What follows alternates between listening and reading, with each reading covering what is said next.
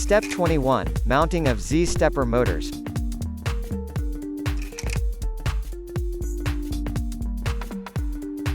Mount the metal bracket on the 40-20 extrusion from assembly 1 and tighten just one screw.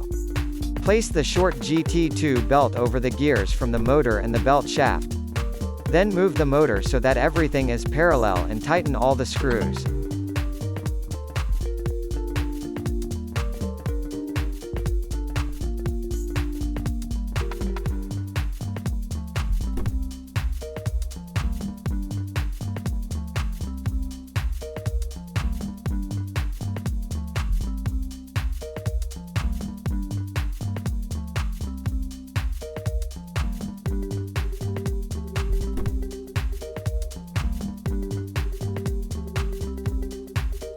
The GT2 belt must be tight.